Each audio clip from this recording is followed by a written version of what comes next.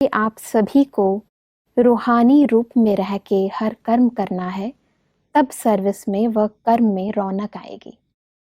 है सब रूहानियत और रौनक, इन दोनों का आपस में क्या संबंध है? रूहानियत शब्द जो है वो रूह कहते हैं आत्मा को। जी। जब हम आत्मिक स्थिति में रह करके कर्म करते हैं हाँ जी। तो उस कर्म में अपने आप में रौनक आ जाती है, क्योंकि उसमें अपना लगाव नहीं रहता, जी। अपनापन नहीं रहता। जैसे मैं आत्मा निमित्त होकर के इन कर्म इंद्रियों से कर्म करा रही हूँ, कराने वाली मैं अलग हूँ। तो जितना हम न्यारे बन करके कोई कर्म करते हैं जी।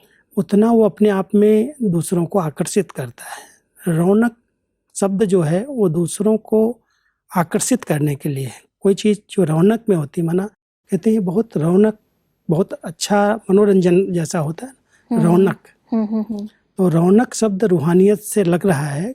बाबा उस शब्दों को मिला रहे हैं कि जितनी जितनी आत्मा में वो एक स्मृति रहेगी कि मैं आत्मा इन कर्मेंद्रियों से कर्म करा रही हूँ, उतना कर्म बहुत आकर्षक बन जाएंगे। जो चेहरे से, चलन से, बोल से वो दिखाई देगा कि कुछ अलग आत्मा है, ये अलग प्रकार के लोग हैं जी। तो रौनक चेहरे पर आ जाएगी, कर्म में आ जाएगी और लोगों को आकर्षित करेगी। तो सब इसी से संबंधित, जैसे आपने कहा, लिखा है कि नई रौनक तब आएगी जब हर कर्म में, हर संकल्प में, वाणी में रूहानियत होगी। और रूहानियत कैसे आएगी और रूहानियत कायम न रहने का कारण क्या है? कारण बताया है कि अपने को और दूसरों को जिनके सर्विस के लिए हम निमित्त हैं, उन्हों को परमात्मा की अमानत समझकर चलना। फिर सब ईश्वर की अमानत समझकर हम कोई भी कार्य करते हैं, परंतु जो कार्य हम अपना समझ के करते हैं, कई बार लोग कहते हैं कि जब हम किसी के अंदर आसक्ति रखते हैं, यानी उससे अटैच होकर कार्य करते हैं, तो वो ज़्यादा अच्छी तरह होता है। और अगर हम उससे अटैच नहीं होते हैं, अपने को थोड़ा उपराम रख के करते हैं, तो उसमें वो बात नहीं आती। आप क्या कहेंगे इस बारे में? इसमें ऐसा है कि अमानत शब्द अगर हमें समझ के चलते हैं जी। कि जो भी कार्य दिया है, हम कहते हैं करावनहार भगवान है, वही करा रहा है, जी। वही देख रहा है, वही सब कुछ है। तो जब वही सब कुछ करा रहा है और हमने उसको अपना सब कुछ सर्वस्व दे दिया, अर्पित कर दिया, तो जैसे उसकी अमानत हो गई सब चीज़ें। सेवा हमें मिली, साथी मिले, कोई हमारी विशेषताएं हैं, दिया किसने? जो चीज़ किसी को दी जाती है, जिसके पास वो रहती है, वो हमेशा समझता है देने वाला वो है, या हमारे पास वो रख के गया है, वो उसकी अमानत है। तो अमानत समझते हैं तो उसमें हम अटैच नहीं होते, हमारी आसक्ति नहीं जाती, उसको हम दुरुपयोग नहीं कर सकते हैं, गलत रास्ते पर नहीं लगा सकते, गलत काम में नहीं लगा सकते। तो परमात्मा ने जो भी हम सबको दिया है, जो उसकी देन हमें मिली है, जी। वाणी की देन है, कोई कर्म ऐसे श्रेष्ठ हो रहे हैं वो देन है, तो उसमें अगर हम आसक्त नहीं हैं, भगवान करा रहा है, उसने ये सब विशेषताएं दी हैं, तो उसमें हम अटैच नहीं होते। करना चाहिए, अच्छे से अच्छा करने के लिए अपनापन होना चाहिए, लेकिन एक है अपनापन और एक है उसके अंदर अटैच हो जाना, लगाव रखना। दोनों में बहुत बड़ा अंतर है। जब हम अपनेपन से करते हैं तो उसके कार्य की कुशलता बढ़ती है। हम समझते हैं ये हमारे सेवाएं हमें जो मिली है ये हमारी अपनी है, इसको हमें परफेक्ट करना है। लेकिन देने वाला अगर सदा याद रहता है कि उसने ये दिया है, तो उसमें हम अटैच नहीं होते हैं। उसने दिया है, हमने किया। सब इसमें एक बात आती है कि जब भी कोई इंसान आश्रम में जाता है या आश्रम में रहता है, तो वहाँ तो उसे लगता है, आश्रम हो या मंदिर हो या गुरुद्वारा हो, जहाँ भी कोई व्यक्ति जाता है, वहाँ तो उसे लगता है कि ये ईश्वर अर्थ हम कर रहे हैं, सेवा समझ के करता है व्यक्ति। लेकिन जब वो अपने घर परिवार में जाता है, अपने ऑफिसेज में जाता है, तो कई बार उसको ऐसा लगता है कि वो वहाँ पर जो मैं कार्य कर रहा हूँ और यहाँ पर जो कार्य कर रहा हूँ, उन दोनों में अंतर आ जाता है।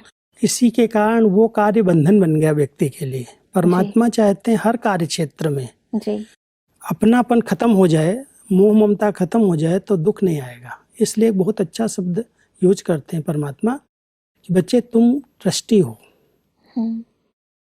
ट्रस्टी जो होते हैं बहुत ईमानदार होते हैं, सच्चे होते हैं।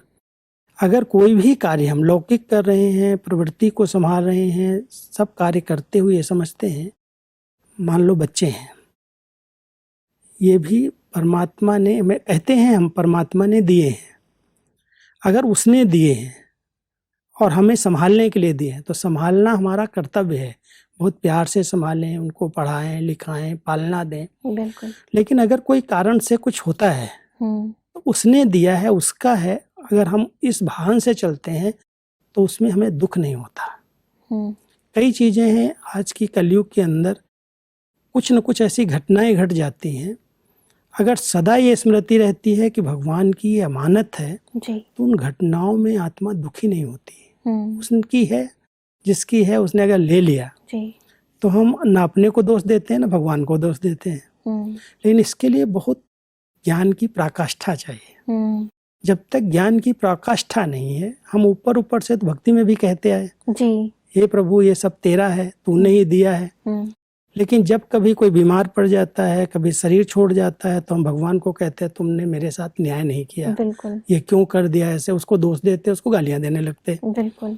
परमात्मा हम सबको वो रूहानियत में स्थित कर रहे हैं। हाँ बच्चे, जब तुमने कह दिया कि ये सब तेरा है, तो तेरा अगर उसने मुझे दे दिया कि चलो मेरा है, मेरा समझ करके मैं तुमको देता हूँ, संभालो, तो इतना अनासक्त होकर के उसकी पालना करो, उसको संभालो और सदा बुद्धि में रहे भगवान की देन है। तो उसमें अटैच नहीं होंगे। कोई भी घटना अगर घट भी गई तो उसको दोषी नहीं देंगे कि तेरे थी, तूने ले ली। तो ये है गृहस्थ व्यवहार में, प्रवृत्ति में रहते हुए भी अपनी बुद्धि को बैलेंस में रखने के लिए, दुख से मुक्त रहने के लिए बहुत अच्छी विधि। तो सब दुख से तो व्यक्ति कई बार मुक्त हो जाता है, और कई बार लेकिन ऐसा लगता है कि ये जो व्यक्ति है ये भगवान के साथ ज़्यादा अटैच हो गया है और इसका घर परिवार की तरफ इतना ध्यान नहीं है। वास्तव में इसमें समझ की कमी है। जी। अटैच होना क्या है? भगवान ये नहीं कहता सब कुछ छोड़ दो, जी। ये संन्यास मार्ग नहीं है। हम कुछ भी छोड़ते नहीं हैं, लेकिन बुद्धि जो अटकी हुई है, लटकी हुई है किसी चीज में, किसी वस्तु में, किसी संबंध में निभाते हुए, उसके साथ पार्ट प्ले करते हुए, सब कुछ करते हुए बुद्धि से हम उपराम हो जाएं, न्यारे हो जाएं, तो दुख अशांति नहीं होगा। व्यक्ति छोड़ करके फिर भगवान की तरफ लग जाए तो एक अलग मार्ग हो गया, निवृत्ति हो गई। निवृत्ति मार्ग हमें परमात्मा नहीं सिखाते हैं, प्रवृत्ति मार्ग है। लेकिन प्रवृत्ति का एक बहुत अच्छा शब्द देते हैं, परवृत्ति। जो वृत्तियां हैं वो परे रहें, न्यारी रहें, फिर प्रवृत्ति को संभालो। यही है दृष्टिपन की भावना, यही है उसकी अमानत समझना, जिससे हम अटैच न हो जाए प्रवृत्ति के साथ। अटैचमेंट हो गई तो दुख होगा। जहाँ अटैचमेंट है वहाँ दुख है, जहाँ स्नेह है वहाँ दुख नहीं हो सकता है। कई बार फिर भी मंझधार में व्यक्ति आ जाता है। समझो सुबह जो हमारी मॉर्निंग क्लास होती है 7 बजे, और उसी समय किसी के बच्चे के स्कूल जाने का समय है। अब ऐसे में इंसान दुविधा में आ जाता है कि बच्चों का हम टेक केयर करें, उनको स्कूल भेजें, या फिर यहाँ क्लास करें। ये समझ चाहिए जी। अगर मान लो बच्चे को स्कूल भेजना है तो वो पहला फर्ज बनता है, भेजना चाहिए। उसको तैयार करना, उसको नाश्ता पानी देना, उसको स्कूल छोड़ना। ऐसा नहीं है कंपलसरी कि उसको छोड़ करके, अपने कर्तव्य को छोड़ करके हमको स्टडी करनी है। जी। स्टडी का समय हमें पहले या बाद में निकालना चाहिए। कंपलसरी नहीं है। जो ऐसे कोई कारण बनते हैं, कारण वालों के लिए परमात्मा ये नहीं कहते कि तुम उसको छोड़ करके ही करो। तुमको जो अमानत मिली उसको ठीक संभालो। ये भी तो अमानत मिली, बच्चों को पढ़ाना है, बड़ा करना है, लायक बनाना है, तो उस अमानत को ठीक संभालो। बाकी अपनी बुद्धि के बैलेंस के लिए, मान लो उस समय आप 7 से 8 की टाइम की बात है, उसी में बिजी हो, तो उसके पहले या बाद में समय निकालो अपनी उन्नति के लिए। जी। तो ये बैलेंस बना रहेगा।